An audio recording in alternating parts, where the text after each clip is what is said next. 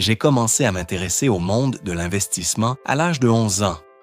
Avant cela, dès l'âge de 7 ou 8 ans, je passais mon temps à lire un peu de tout, à explorer par curiosité, mais sans vraiment prendre d'initiative concrète.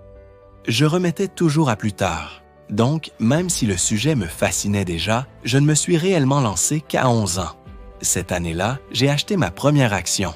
Et à partir de ce moment, je me suis mis à tester toutes sortes de stratégies, essayer d'anticiper les mouvements du marché, observer des schémas dans les graphiques et même me laisser entraîner par des méthodes totalement spéculatives.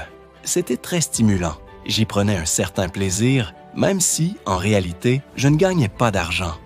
J'ai continué dans cette phase d'expérimentation jusqu'à mes 19 ans. Pendant tout ce temps, je lisais avidement tout ce que je trouvais sur l'investissement à la bibliothèque publique. Cela me passionnait. Mais malgré toute cette lecture, je n'avais aucun cadre structuré, aucun fondement philosophique. Je cherchais désespérément une sorte de formule magique, en espérant que certains motifs dans les graphiques me dévoileraient à l'avenir d'une action. C'était naïf, bien sûr, mais comme beaucoup de gens autour de moi faisaient la même chose, j'ai cru que c'était la marche à suivre. J'en étais même arrivé à retourner les graphiques à l'envers, pensant peut-être y voir quelque chose de nouveau. Mais comme on peut s'en douter, ça ne fonctionnait pas. Tout a changé en 1949, lorsque je suis tombé sur L'investisseur intelligent de Benjamin Graham. Jusqu'à ce moment-là, je n'avais jamais entendu parler de lui. Et bien que le livre soit assez dense, ce sont seulement 2 chapitres qui ont radicalement transformé ma vision de l'investissement. Ces 2 passages ont posé les fondations de toute ma réflexion financière, des décennies durant. Graham m'a enseigné 3 principes essentiels. Ce sont des idées si simples et pourtant si puissantes qu'on peine à croire qu'elles puissent à ce point bouleverser notre façon de penser. C'est un peu comme les grands principes moraux, clairs, élémentaires, mais profondément transformateurs. La première grande leçon, c'est que chaque action représente une part réelle d'une entreprise. Ce n'est pas juste un chiffre abstrait qui flotte sur un écran. Pour évaluer une action, il faut d'abord comprendre la valeur totale de l'entreprise, puis la diviser par le nombre d'actions en circulation. Mais ce calcul n'a de sens que si l'on a pris le temps de vraiment analyser l'entreprise, son modèle économique, ses avantages concurrentiels, sa position sur le marché, la qualité de sa direction. Quand j'étais enfant, je connaissais par cœur les symboles boursiers. Je reconnaissais les abréviations de presque toutes les sociétés cotées à la bourse de New York. Je pouvais les suivre sur les panneaux électroniques sans problème. Je savais que X représentait US Steel et que T représentait AT&T. Mais je ne savais absolument rien de ce que faisaient ces entreprises. Je n'avais aucune compréhension de la réalité économique derrière ces lettres. Alors, j'ai commencé à changer ma façon de voir les choses. Chaque sigle dans le journal représentait une entreprise bien réelle. Et je me suis demandé, comment évaluer une entreprise? Qu'est-ce qui est vraiment important? La deuxième grande idée de Graham est sa façon d'expliquer comment réagir face aux fluctuations du marché. Dans le chapitre 8, il introduit un personnage fictif, Monsieur le Marché. Je n'ai jamais rien lu de plus éclairant sur la manière dont un investisseur doit se comporter face à la volatilité des cours. La plupart des gens réagissent émotionnellement aux variations de prix. Ils sont euphorisés quand leurs actions montent. Ils sont découragés quand elles baissent. Ils pensent que le marché détient une forme de sagesse mystérieuse à laquelle ils doivent de se conformer. Mais Graham montre que le marché est comme un associé commercial qui, chaque jour, te propose de racheter ta part ou de t'en vendre une autre à un prix différent. Et toi, tu peux choisir de l'ignorer ou de profiter de l'occasion. Imagine que toi et moi possédons ensemble un petit garage et que chaque jour, je te propose soit de te vendre ma moitié, soit de racheter la tienne au même prix. Cela n'aurait aucun sens dans le monde réel. Ce serait absurde. Et ce serait encore plus déraisonnable si cet associé était instable émotionnellement, parfois euphorique, parfois déprimé ou même ivre. C'est exactement ce qu'est Monsieur le Marché, imprévisible, excessif, changeant. Il te propose chaque jour des prix, parfois cohérents, souvent absurdes. Et la beauté de tout cela, c'est que tu n'es jamais obligé d'agir. Tu n'as aucune obligation de répondre. Il te suffit d'intervenir quand le prix t'avantage clairement. Si cela arrive une fois par an ou tous les 5 ans, ce n'est pas un problème. Tu ne dois rien au marché. Il est là tous les jours sans que tu ne l'aies sollicité et te lance des prix. Et quand il est particulièrement pessimiste ou surexcité ou totalement incohérent, tu peux en tirer parti. C'est ce qui rend la bourse si fascinante. Pense aux grandes entreprises américaines. Si tu regardes les variations de prix les plus hautes et les plus basses sur l'année écoulée, tu verras que, pour beaucoup, le prix le plus élevé est le double du plus bas. Et pourtant, ce sont des entreprises solides qui continuent de produire, de vendre, d'embaucher. Mais si tu compares cela à une ferme ou à un immeuble à quelques kilomètres d'ici, jamais leur prix ne varierait autant. Au maximum, une variation de 10%, pas plus. Sur le marché immobilier, les prix sont relativement stables. Mais sur le marché boursier, même les meilleures entreprises peuvent voir leur valorisation doubler ou chuter sans fondement rationnel. Et ce qui est génial, c'est que tu n'as pas besoin de participer, sauf si tu le veux vraiment. C'est là l'essentiel. Graham nous l'enseigne clairement. Le marché n'est pas là pour te guider, mais pour te servir. Il n'est pas là pour te dicter ta conduite, seulement pour t'offrir des opportunités. Et enfin, une idée qu'il est crucial de comprendre, même si elle est difficile à intégrer. L'action que tu détiens ne sait pas que tu en es propriétaire.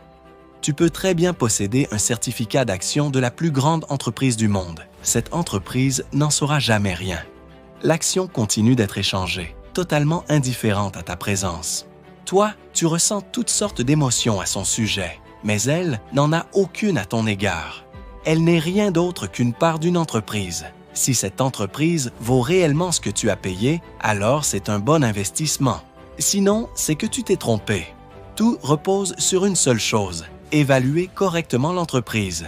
Et ce qui est étonnant, c'est que si peu de gens font ça à Wall Street, on entend constamment parler d'objectifs de prix, de prévisions. Mais il est très rare de voir quelqu'un prendre le temps d'analyser en profondeur la nature réelle d'une entreprise et son potentiel sur les 20 prochaines années. T'es-tu déjà demandé combien une entreprise devrait vraiment valoir? Je ne parle pas de sa cotation en bourse à l'instant présent. Ce chiffre peut être trompeur. Quand j'évalue un investissement, l'une de mes pratiques préférées est de le faire sans regarder le prix du marché. Pourquoi? Parce que le prix, rien qu'en le voyant, influence ton jugement. Même si tu ne le veux pas, il te conditionne. Je préfère étudier les états de financiers, les rapports annuels et les bilans, comme les rapports 10K, sans connaître le prix actuel. De cette façon, je peux faire une estimation plus objective de sa valeur réelle. C'est exactement ce que je faisais enfant lorsque j'analysais les courses de chevaux. Je recevais le programme à l'avance et je passais en revue chaque concurrent, un par un.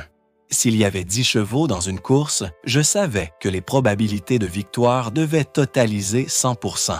À moins d'une égalité ou d'une catastrophe, il y en aurait forcément un qui gagnerait. Alors, j'analysais les performances passées, la position de départ, les entraîneurs, les conditions. Et ce n'est qu'ensuite que je comparais ces probabilités aux cotes proposées par les bookmakers. Je ne commençais jamais par le prix. Je commençais par comprendre le contexte. Eh bien, la bourse fonctionne de la même manière. L'un des piliers de l'approche de Ben Graham est le concept de marge de sécurité. Imagine que tu arrives à un pont avec un panneau indiquant qu'il peut supporter jusqu'à 10 tonnes. Tu conduis un camion de 9900 kilos. Il ne serait pas prudent de le traverser. Ce qui est assez raisonnable, c'est de chercher un autre pont, même si cela demande de faire un détour. Parce que tu ne sais pas si ce panneau est exact, s'il est à jour ou si le pont est endommagé. C'est la même chose avec les investissements. Il ne faut jamais opérer à la limite. Il faut toujours laisser de la place pour les erreurs, pour l'imprévu. Avec 3 principes de base, comprendre l'entreprise, profiter de l'irrationalité du marché et conserver une marge de sécurité. On peut construire une solide philosophie d'investissement. Tout le reste est accessoire. Personnellement, je n'ai pas trouvé de meilleure stratégie que celle-ci. Ce sont comme les 3 pieds d'un tabouret. Tu ne peux pas en retirer un sans que tout s'effondre. Et si tu gères de grosses sommes sur le long terme, le plus important est de vraiment connaître l'entreprise. Imagine qu'on te donne une somme importante, disons $1 million, et une semaine pour choisir 3 entreprises privées dans tout l'État. Tu as 7 jours pour décider, et si tu ne choisis pas, tu rends l'argent. Comment utiliserais-tu ce temps? Tu passerais la semaine à faire des recherches. Certaines entreprises, tu les connaîtrais bien, d'autres seulement de réputation, certaines pour leurs dirigeants, et d'autres encore pour leur manière de concurrencer sur le marché local. Durant cette semaine, tu penserais à beaucoup de choses, mais surtout à celle-ci. Tu achètes pour toujours. Tu ne pourras pas les revendre.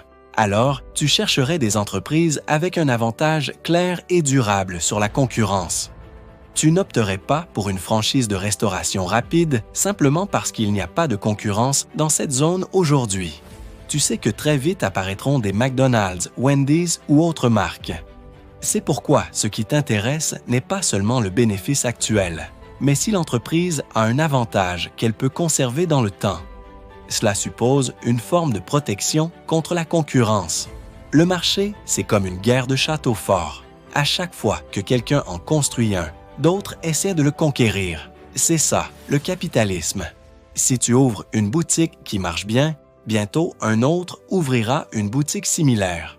Il copiera peut-être tes produits, débauchera ton meilleur employé, baissera les prix ou trouvera un meilleur emplacement. C'est pour cela que ton entreprise a besoin d'un fossé défensif. Il y a plusieurs façons d'en créer un. Un brevet, un emplacement unique ou avec des barrières naturelles à l'entrée, ou quelque chose de plus intangible mais tout aussi puissant. Le positionnement dans l'esprit du consommateur. Pense à Coca-Cola. Pratiquement tout le monde a une opinion, généralement positive, sur la marque. Demande à quelqu'un ce qu'est RC Cola et tu verras que la plupart ne savent même pas ce que c'est. Même si RC Cola dépensait des fortunes en publicité, elle ne parviendrait pas à obtenir ce que Coca-Cola possède déjà, une présence mentale et émotionnelle. Coca-Cola veut que tu l'associes à des moments heureux. C'est pourquoi on la retrouve dans les cinémas, les parcs d'attractions, les événements sportifs. Ils veulent qu'à chaque moment de joie, il y ait une Coca-Cola dans ta main. Et s'ils y parviennent, ils vendront beaucoup, même si quelqu'un d'autre propose une boisson légèrement moins chère. C'est ce qu'on appelle un avantage compétitif durable. Mais cela ne suffit pas. Il faut aussi que l'entreprise soit dirigée par des personnes honnêtes et compétentes. Tu ne veux pas travailler avec un malhonnête ni avec un incompétent. En fait, l'idéal est de trouver des entreprises tellement solides qu'un incompétent pourrait les diriger sans les ruiner. Comme le disait Peter Lynch, achète une entreprise si bonne qu'un idiot pourrait la gérer, car tôt ou tard, ce sera le cas. Et il avait raison.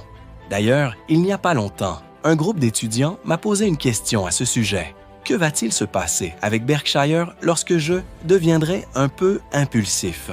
Et ma réponse a été, eh bien, Berkshire est tellement solide que je pourrais me permettre d'être impulsif. En fait, je pourrais même finir par l'être, tu sais. Ce sont les types d'entreprises que l'on souhaite posséder dans son portefeuille. Ce qui importe, c'est de chercher une gestion compétente et honnête, puis de trouver un prix raisonnable pour l'investissement. C'est ce que tu chercherais. Imagine que l'on t'envoie dans le Tennessee. Tu as une semaine pour le faire. Et dès le départ, tu commencerais à éliminer un bon nombre d'options. Tu sais simplement qu'elles ne sont pas prometteuses. Savoir faire cela est une compétence clé. Savoir éliminer ce qui ne vaut pas la peine d'être étudié. Je me souviens d'un article fascinant que j'ai lu dans The New Yorker il y a environ 30 ans, lorsque Bobby Fischer jouait contre Spassky dans leur fameuse partie d'échecs qui a attiré l'attention du monde entier. Cet article explorait comment l'esprit humain, avec des milliards de possibilités, peut rapidement réduire les options à seulement quelques-unes de pertinentes. Bien sûr, aujourd'hui, si les ordinateurs jouent contre un système comme Deep Blue, cette machine effectue peut-être 700 000 ou même 1 million de calculs par seconde. Pendant ce temps, l'esprit humain doit rivaliser avec cette vitesse, mais les ordinateurs évaluent toutes les possibilités. Ce qui est intéressant, c'est que l'esprit humain a la capacité d'éliminer efficacement presque 99,999% des options que l'ordinateur doit analyser, se concentrant uniquement sur les quelques alternatives qui ont réellement du sens. C'est ce que nous faisons en matière d'investissement. Ce n'est pas si difficile parce que le nombre d'entreprises n'est pas aussi grand, mais l'essentiel est de filtrer rapidement ce qui ne mérite pas notre attention. Si quelqu'un me demandait de choisir un ensemble de 10 actions dans l'indice Dow Jones, celles qui auraient les meilleurs rendements ou qui surperformeraient l'indice dans son ensemble, je passerais mon temps à réfléchir aux pires actions dans ce groupe. Je les éliminerais. Puis, je me concentrerai sur celles qui restent, sachant que j'ai laissé de côté les mauvaises options. C'est une manière bien plus simple d'aborder le problème que de tenter d'identifier les 10 meilleurs. Si tu étais en train d'étudier l'État du Tennessee, tu sais qu'il y a beaucoup de domaines que tu ne prendrais même pas en compte, car tu les considères tout simplement trop difficiles. Tu pourrais décider, par exemple, que les concessions automobiles sont un secteur compliqué, toujours très compétitif. Qui peut prédire si Ford ou General Motors vendront plus de voitures dans 5 ans? Ou quel impact auront des facteurs internationaux? Alors tu dirais, je vais laisser de côté les concessions automobiles et chercher d'autres options. Cette même approche de filtrer ce qui est non pertinent est exactement ce que tu veux adopter pour le marché boursier. Il y a environ 3000 entreprises sur la bourse de New York, chacune avec une valorisation qui changera demain. Tu n'as pas besoin d'être constamment sur le marché. Si, dans ta vie, tu n'as que 20 idées d'investissement réellement bonnes, tu seras très riche. Parfois, je dis aux étudiants qu'il serait mieux s'ils avaient une carte de punch lorsqu'ils sortent de l'école, avec seulement 20 cases, parce qu'ainsi, au lieu d'écouter quelqu'un lors d'une soirée et acheter une action sans réfléchir le lendemain, ils prendraient vraiment le temps de réfléchir à chaque punch qu'ils utilisent. 20 punchs suffisent. Tu dois juste t'assurer de ne pas en faire un pour des raisons superficielles. Chez Berkshire, nous ne cherchons jamais à acheter quelque chose de petit. Cela n'a tout simplement aucun sens. Ce que nous recherchons, ce sont des investissements qui peuvent vraiment faire la différence. Bien sûr, cela devient plus difficile à mesure que le capital augmente, mais c'est ainsi qu'il faut se concentrer sur les investissements à long terme.